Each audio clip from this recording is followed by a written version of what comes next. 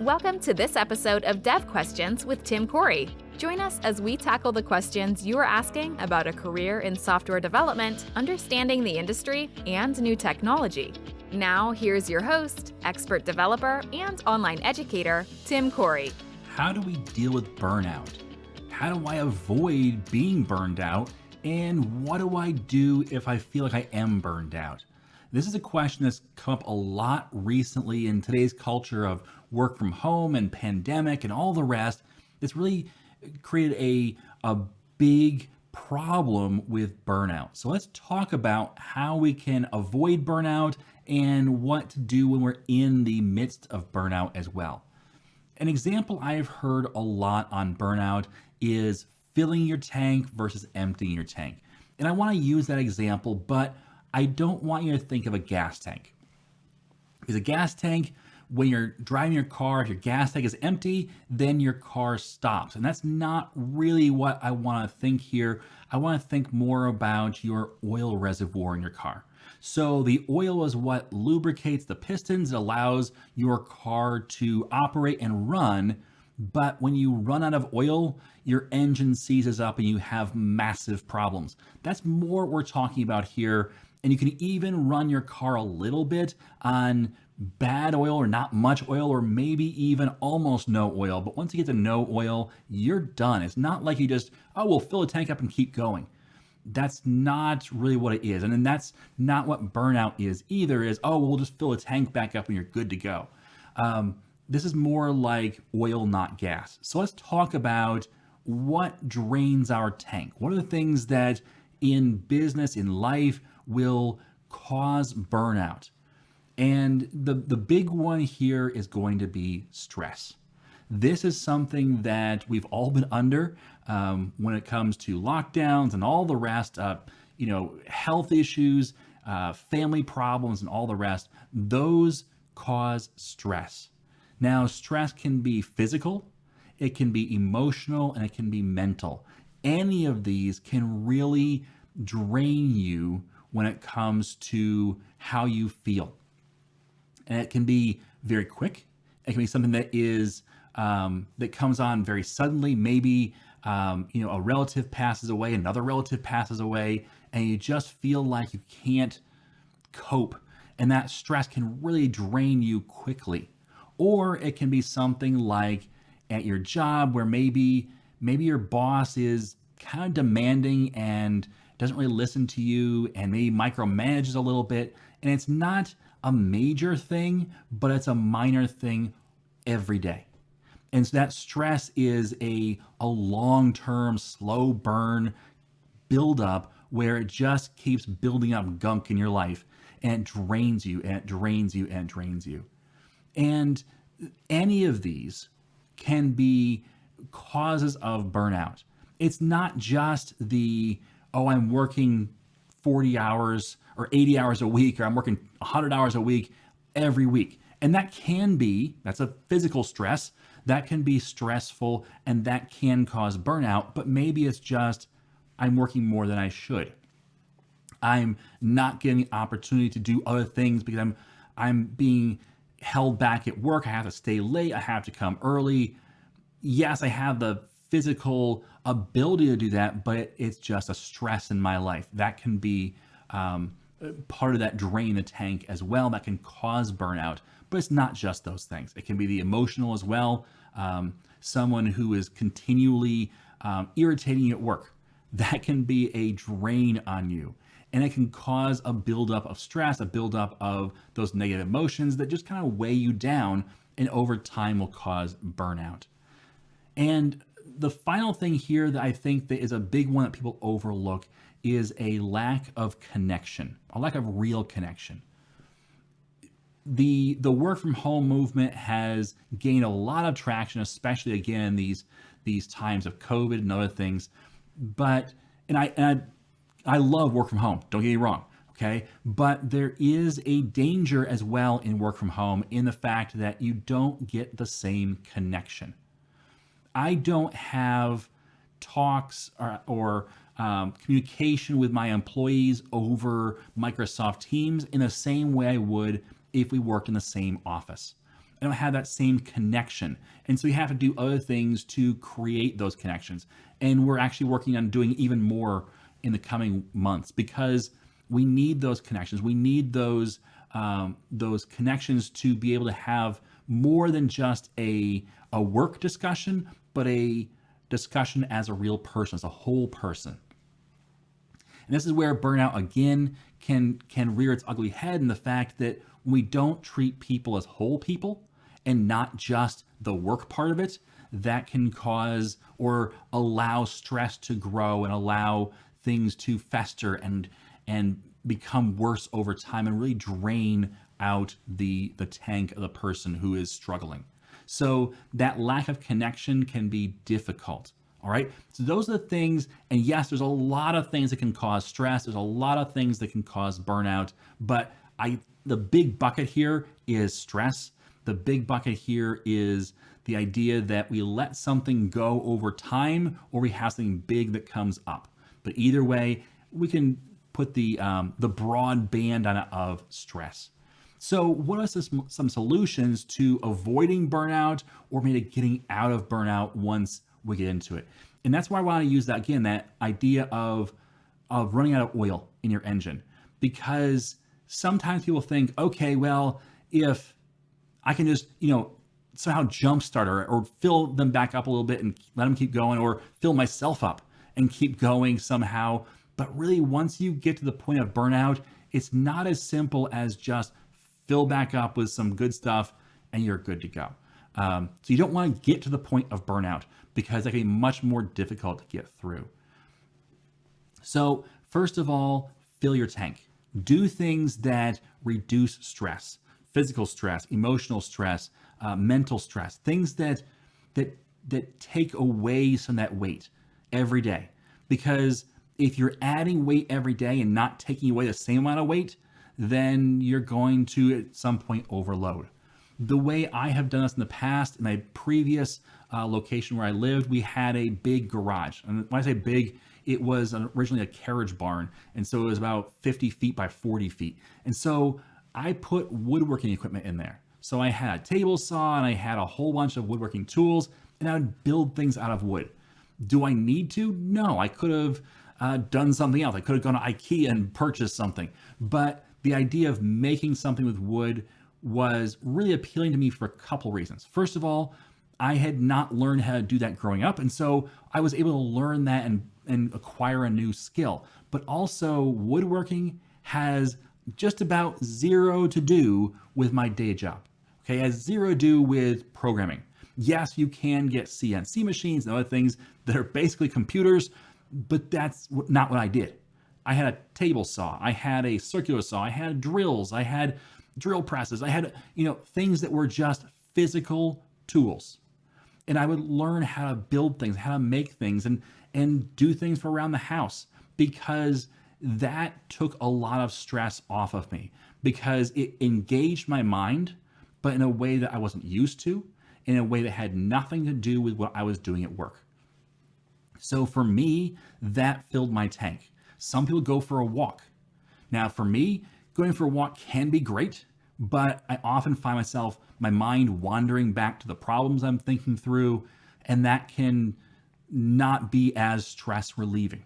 So I like to have my mind engaged in something else when I'm doing that. Another thing that I do is I listen to audiobooks a lot. So if I'm at the grocery store, I'm listening to an audiobook. If I'm in the truck alone, I'm listening to an audiobook. If I am doing something outside where again I'm working alone, I'm listening to an audiobook because it engages my mind. But I also have a rule that I almost never, I don't say never, but I almost never listen to a self-help book or a nonfiction book or something where I'm learning or growing in some way. I turn that part off. That's not what that's for. Instead, I listen to fiction. I listen to things that I enjoy, things that are not real, things, sci-fi is I'm a big fan of sci-fi. So I listen to sci-fi, just something that allows me to shift my brain into something I don't normally think about. And I'm not thinking about work. I'm not thinking about what I need to do next, it relieves stress for me. It takes off weight. And so by doing that, I am better prepared for my job, even though I'm not even close to burnout. It allows me to refresh, just like sleep does for our brain in general. It allows me to refresh my brain when it comes to how I'm thinking mentally, what I'm thinking about, and I come fresh to my job with new ideas and fresh thoughts because of the fact that I relaxed and got away from the everyday job. So even if you are locked in where you have to be at a job 60 hours a week and maybe you have to go home and do work at home, maybe you're a single parent and you have to take care of the kids, that can be exhausting. But see if you can shift gears, see if you can find a way to turn off your brain from your job and think about something else. And it's not just mindless, but it is something that engages in a different way, that reduces stress. All right. Now, another thing that is important is the basics for physical health. Exercise. This is one that is really easy to get out of the habit of when it comes to a desk job. I know I am a product of getting out of the habit of exercise, but it's important to get out and move, get out and do something. And if you can, in the middle of the day, get out and go for a walk. If you have a lunch break, spend half that lunch break moving somewhere. I used to work in a building where I was on the 5th floor. And so one of the things I chose to do was we had a bathroom on the bottom floor. And I would choose to use that bathroom instead of the bathroom on our floor. And I would do that by walking the stairs. So 5 flights down, 5 flights up. And I would try to do that for lunch too. I'm gonna go downstairs, all the way downstairs. I'll walk around the town, I'll come back. And I would do that where I go up and down the stairs, usually about 5 to 10 times a day. I'd be up and down those stairs. Well, 50 flights of stairs in a day really gets your heart moving. And yes, it's broken up over time, but by doing that, I was able to have some type of exercise for my body to allow it to get some movement in, to get some exercise in, to not just get stuck in a chair all day. Eat right. The idea that you have good snacks around, not just chocolate. I have on my desk right now, I have almonds, unsalted, whole natural almonds. These are great because I can snack on them and it's not something bad or I feel bad about eating it. I don't have to feel bad about having 5-10 almonds. It's something where I can eat it and keep going and maybe not put off having a bad snack. So eat well. And then the biggest one as well is sleep. Try to have consistent sleep. Consistent, not just when you can get it, but try and have that I go to bed at this time, I get up at this time, and be consistent in that. If you can do those things as much as possible, that will help fill your tank back up. Now, there are certain circumstances where you're in a situation that's going to be draining and it's not going to get better. If possible, remove yourself from that bad situation or don't put yourself in that bad situation. Here's an example that I had. I was at one point in my life, I was on my own as a software development consultant, where I would come in and I would write code for you as a consultant. And I did it for about a year, and that was super stressful. And the reason why it was stressful is not because I'm not a good software developer. In fact, I'm a very good software developer. But that's not what the job really was. It was being a salesperson, being the accountant, being the accounts payable, the person that tracks down when payments aren't made, the janitor, everything was my job. And so when I was doing a job, I wasn't just doing that job. I was also thinking about where's next week's pay going to come from, and the week after that. And I need to get clients lined up. But if I have too many clients, that's a problem. If I don't have enough clients, that's a problem. So there's this balance in the middle with not letting people get too frustrated about not being chosen, but trying to keep them on the line for later. And it became quite the stress. And so I decided that even though I was successful at it as far as on a monetary standpoint, I decided I want to have a 40-hour a week, no more, job. And so I wanted something that would provide a steady paycheck that would allow me to not have to think about that 7 days a week. So I chose less pay in order to buy back that stress, to reduce that stress in my life. In fact, I had an interview with a company where it was a great job. It was a great product. I really wanted to work for them. Everything looked good until we talked about vacation time. And their vacation time was after a year, I would get a week of vacation. And when I asked how many hours a week they work, the answer was, we work pretty hard around here. Those two answers didn't cut it for me. And so I told them thanks, but no thanks.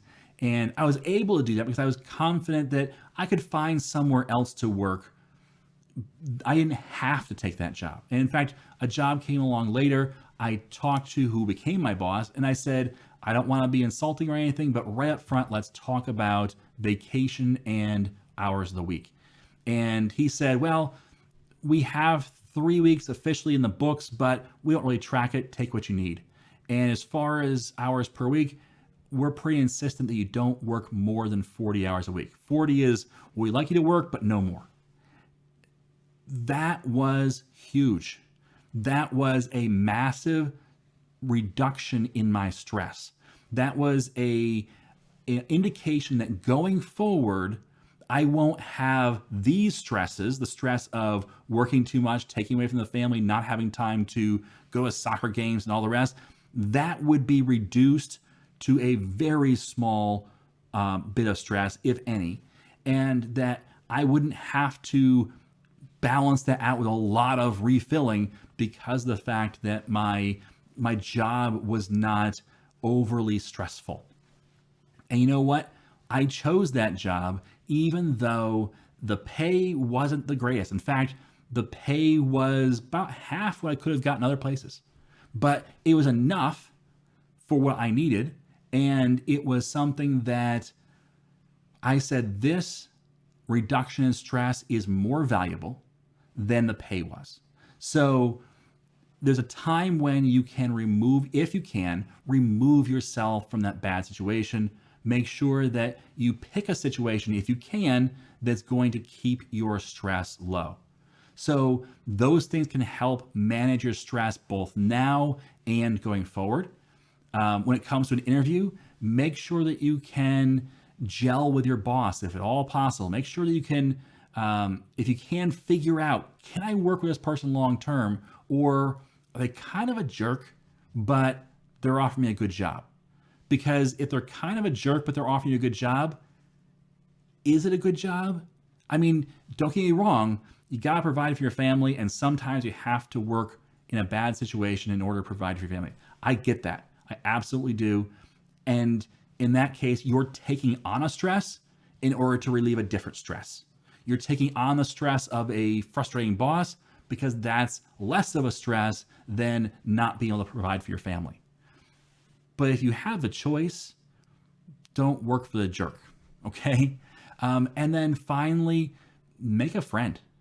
Try and find someone that understands the stresses of your life. Now, that might not always be your life partner.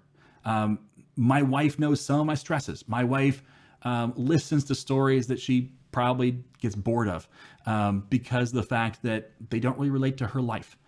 But there are some things that she's just not going to be a great sounding board for because of the fact that she doesn't know programming and she doesn't want to, and that's fine. That's absolutely fine. But sometimes you need that person in your life that does know, the person that can be that empathetic ear to listen to and to say, yeah, that's tough. Or to say, hey, have you thought about this? Somebody can talk to and go, man, that was a hard week and here's why.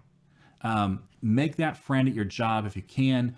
Find someone that can be your support system, because going through life alone, whether it's at your job or in general, is really hard.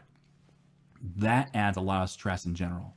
And if you can reduce that or eliminate that by having people in your life, that will be really important. So these are ways you can reduce stress. You can choose to reduce stress. You can choose to reduce the causes of eventual burnout. If you're at the spot where you're already burned out, you're going to have more work to do. It's not just, hey, make a friend, you're good to go. It's not like that. The first thing you have to do is make sure that you acknowledge where you're at. Acknowledge that, yeah, I'm burned out. And then don't be hard on yourself. Yes, you're burned out. Absolutely. So let's figure out how to slowly move out of this. And yes, it's going to take time. Be okay with that. If you can, yeah, getting away, that'd be great for it. It's not going to solve it. Just saying, hey, I'll take a week vacation and somehow it's going to magically fix my burnout. That's not going to do it. It's going to take more than that. But that'd be a good start. That's a good thing to at least start doing, is see if you can't get away. See if you can't get away from the situation entirely. One of the words of wisdom that a coworker of mine gave me, oh goodness, 10, 15 years ago, was if you can, take a 2-week vacation, not a 1-week vacation. Now, if you're not in the US, you may go, yeah, duh, we take a month vacation. But in the US, taking even a week vacation sometimes feels like an excess. If you can, take a 2-week vacation once a year. Because in his words, when he got through the first week, that's when he finally stopped thinking about work. When his brain finally shut down on the work side and started engaging fully in the vacation mode. So doing for a 2-week vacation gave him a full week of fully relaxing, of fully saying, yes, I am fully present on this vacation. I am fully engaged in relaxation or in goofing off or spending time with family. And with that, what happens is you start filling that tank back up. You start adding more to the tank than you take away. You start creating memories that will last you for a lifetime, things that will make you smile on the hard days. So if you can, take that longer vacation every week, or every year, at least try and take one longer vacation to get away. And if possible, get away from your house too, because I know that, yes, a staycation can work, but when you're at your house, you start thinking about, oh, I need to fix that downspout, or I need to mow the grass, or I need to, and it becomes just a different stress that you add to your life. So if possible, get away, read a book, just totally disengage your mind from the stresses and hopefully engage it in something different. You should also maybe talk to somebody. If you are in the midst of burnout, maybe a counselor, maybe a coworker, but try and get engaged with people and get them in your life to help you, not just to tell you what to do, but to listen to you and to help you work through what you're going through. It's important that you don't just ignore it. Ignoring burnout doesn't solve the problem, it makes it worse. Okay? And again, this is like running out of oil in your car. Your engine's gonna seize up, and if you do, you could ruin the engine. You could cause massive problems, and it's gonna be very, very expensive and time consuming to get back on the road. So you wanna avoid this if possible, but if you're into it, don't just keep pushing through. Stop, make some changes, try to start seeing progress in moving out of burnout with your choices. Okay, so I hope that helps. This is a very, very deep subject I'm trying to cover in a very short amount of time. This is just touching the surface. If you are really struggling with burnout, there are a lot of great resources on the web that you can reach out to. Again, talk to somebody. Don't just hold it in. Don't just try and push through. You need to make sure that you listen to your body, listen to how you're feeling, and make sure that you reduce those stresses if at all possible, and get through this. Okay?